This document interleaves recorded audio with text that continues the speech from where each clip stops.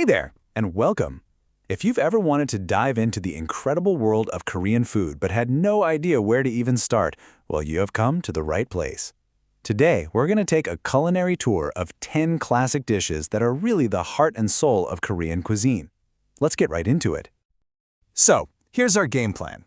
We'll kick things off with those bold, spicy flavors that Korea is so famous for. Then we'll move on to some sweet and savory stars. After that, we'll check out the art of mixing ingredients, find out which dishes are best when you eat them together, and finally, wrap it all up with the perfect finish. All right, let's officially start our tour. Now, when you think of Korean food, what's the first thing that comes to mind? For a lot of people, it's that kick of spice. So, what is it that gives Korean food that fiery soul? You know what I'm talking about. That iconic, warming heat that's at the center of so many amazing dishes. It only makes sense that we start with the ones that really bring the fire. This first group features two absolute icons.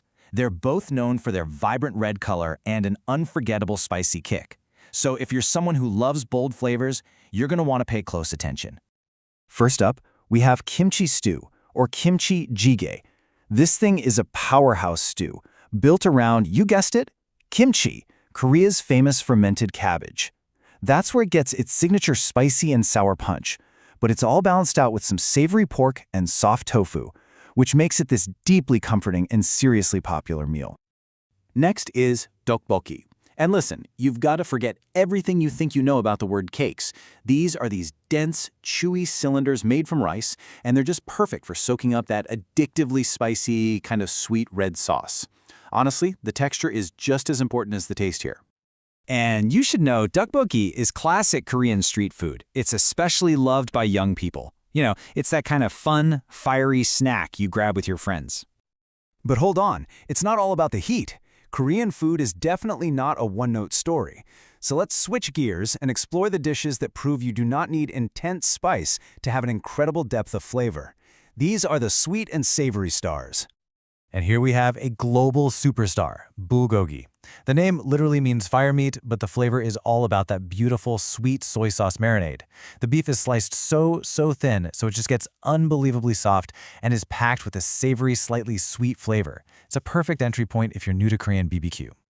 Next is japchae. These noodles are fantastic. They're chewy and they're made from sweet potato starch, which gives them this really cool glassy look. They're stir-fried with a super colorful mix of veggies and meat, and the whole thing is tied together with a sauce that's, just like the source says, a little sweet and very, very tasty. It's pretty much a party in a bowl. Okay, our next category is all about composition. We're talking about dishes where the real magic happens when you get to combine all the different ingredients to create that one perfect bite. I'd like you to meet bibimbap, which literally means mixed rice. You start with this gorgeous canvas, a bowl of rice, artfully topped with all sorts of seasoned veggies, some meat, and then it's crowned with a fried egg.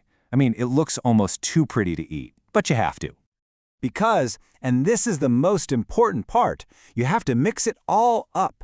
You break that yolk, you stir everything together with your spoon, and you let all those separate parts become one big, harmonious, delicious meal. Seriously, don't be shy about it.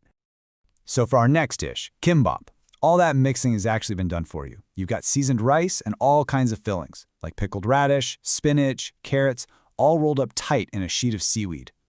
Now, a lot of people see kimbap and immediately think, oh, it's Korean sushi, right? And yeah, it looks similar, but I promise you the taste is completely different. Kimbap rice is seasoned with sesame oil and salt, not vinegar like sushi rice. That gives it this totally distinct, nutty, and savory flavor. All right, let's talk about the experience of eating. You know, so much of Korean food culture is communal.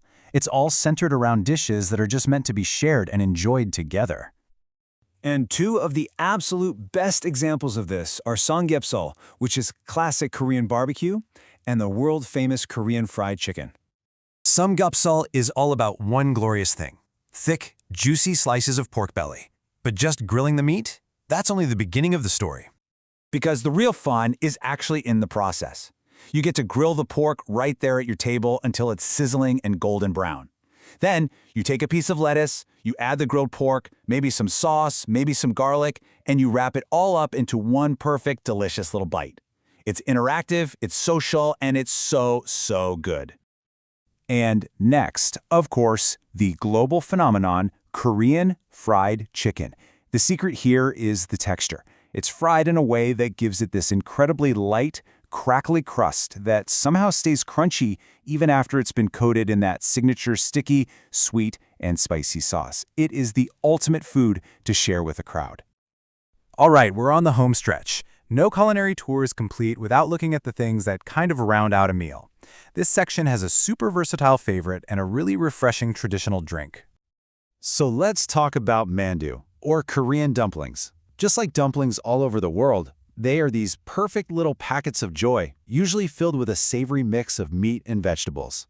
And the best part is, you've got options. You can have them steamed, which gives them a really soft, delicate bite, or you can have them fried until they're golden and crispy. You really can't go wrong either way. And to wash it all down, there's a traditional Korean rice drink, which is often called sikye. It's this sweet, cold drink made from rice, and it often has a few little grains of cooked rice floating around in it. It might sound different, but it's unbelievably refreshing, and it's kind of the perfect dessert-like drink to have after a big, flavorful meal. So, there you have it, a whirlwind tour of 10 Korean classics, from the fiery heat of kimchi stew to the sweet comfort of a rice drink. Now there's only one question left, and it's right there on the screen. After seeing this menu, which one of these classics are you going to try first?